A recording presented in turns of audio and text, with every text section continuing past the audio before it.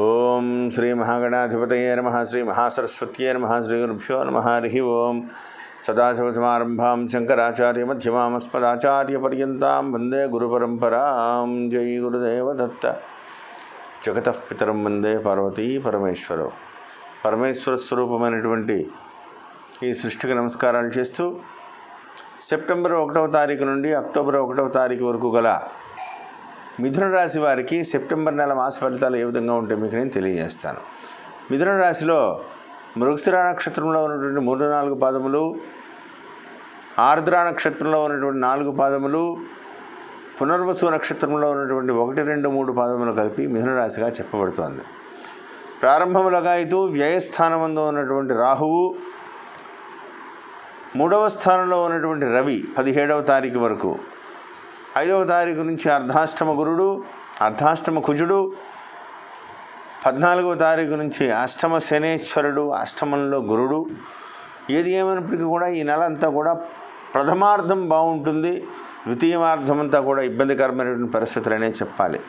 September 14 దాటిందంటే చికాకులు పెరిగిపోతాయి.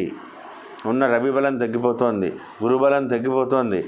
అష్టమంలో ఉన్నటువంటి శనీశ్వరుడితో గురుశనుల కలయిక చాలా ఇబ్బందికరమైనటువంటి పరిస్థితులు. మీ మాటల వల్ల, మీ యొక్క చేసేటువంటి పనుల వల్ల మీతో ఉన్నటువంటి స్నేహితులు కూడా బుక్ అయ్యేటువంటి ప్రమాదం కనబడుతోంది. చాలా జాగ్రత్తగా ఉండాలి. ధన సంబంధమైనటువంటి విషయాల్లో మధ్యవర్తిత్వం కనుక చేశారో ఖచ్చితంగా మీరు ఇరుకున్నట్టే. కాబట్టి మధ్యవర్తిత్వాలు చేయొద్దు. జాయింట్ వ్యాపారాలు అసలు ఈ నెలలో ప్రారంభించవద్దు. ప్రతి విషయంలోనూ కూడా ఆలోచించి ముందుకు వెళ్తే ఖచ్చితంగా మీరు విజయం సాధిస్తారని చెప్పడంలో సందేహం లేదు. విద్యార్థులకు అనుకూలమైనటువంటి పరిస్థితులు, కష్టపడితే ఖచ్చితంగా మీకు ఒక అడుగులు ముందుకు పడతాయి. అయితే అష్టమంలో గురు ప్రవేశం 14వ తారీఖు నుంచి శనీశ్వరుడితో కలయిక. ఏదైనా ముఖ్యమైనటువంటి ఎగ్జామినేషన్స్ ఇట్లాంటివి ఏదైనా ఉంటే వాయిదా వేసుకోవడం మంచిది. కాంపిటేటివ్ ఎగ్జామ్స్ అయితే పూర్తిగా వాయిదా వేసుకోవడం చాలా మంచిది. ఎందువల్లంటే విద్యాస్థానం అనుకూలంగా ఉన్నప్పటికీ కూడా పిల్లలు తీసుకునేటువంటి నిర్ణయాల వల్ల మానసికంగా మీరు నలిగేటువంటి అవకాశం కనబడుతుంది. ఆలోచించి ముఖ్యమైన నిర్ణయాలు చెప్పాలని ప్రత్యేకంగా చెప్పదగ్గ సూచన. ఉద్యోగస్తులకి ఖచ్చితంగా ట్రాన్స్ఫర్ అవుతుంది. ఇష్టం లేకపోయినప్పటికీ కూడా 15వ తారీఖు తర్వాత ఖచ్చితంగా ఉన్నతమైనటువంటి ఆలోచనలతో మీరు ముందుకు వెళ్ళాలి. అంటే ప్రతి విషయంలోనూ కూడా ఆలోచించి ముఖ్యమైనటువంటి నిర్ణయాలు తీసుకోవాలి. వ్యక్తిగత జాతక పరిశీలన చాలా అవసరం అవుతుంది. గురుబలం తగ్గడం వల్ల, శనీశ్వరుడితో 8వ స్థానంలో కలవడం వల్ల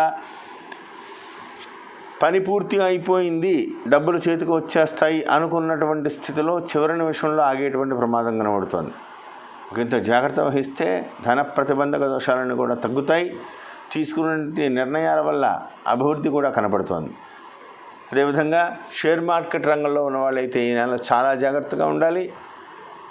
అనవసరంగా తక్కువలో వస్తుంది కదా అని ఏదైనా షేర్స్ కొంటే అవి ఇంకా తగ్గి మిమ్మల్ని ఇబ్బంది పెట్టేటువంటి అవకాశం కనబడుతుంది. కాబట్టి ఆ దిశగా ఆలోచించి ముఖ్యమైన నిర్ణయాలు తీసుకోండి. దేశ రక్షణ, మిలిటరీ రంగంలో ఉన్నటువంటి వాళ్ళకైతే ఈ నెల కొద్దిగా పరిష్ట కాలం అనే చెప్పాలి.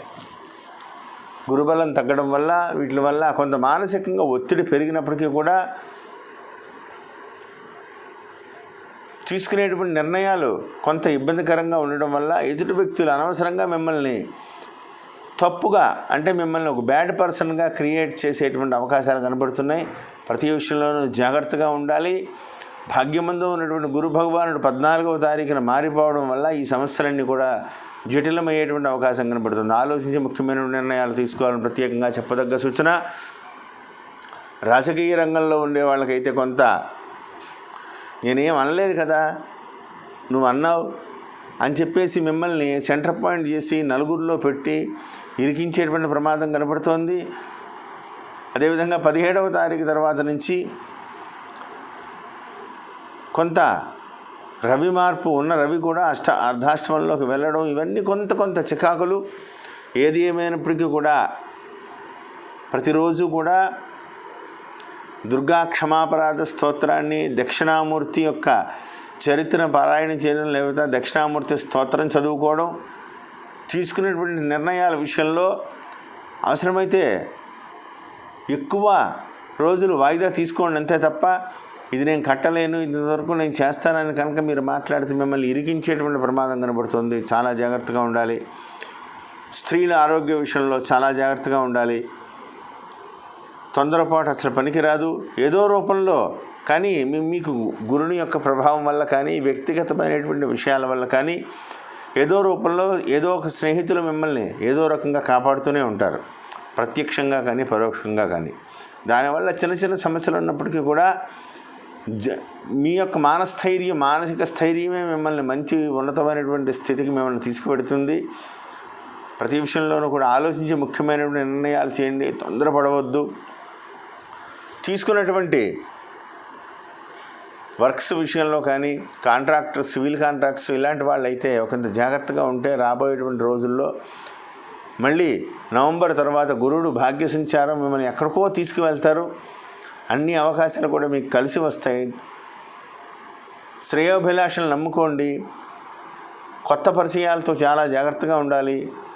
ధన ప్రతిబంధక దోషాలన్నీ కూడా తగ్గుతున్నాయి. ప్రతి విషయంలోనూ కూడా ఆచితూచి ముందుకు వెళ్తే విజయాన్ని సాధిస్తారని చెప్పడంలో సందేహం లేదు. అదేవిధంగా వ్యాపారస్తులకి కొంత పరీక్షాకాలం.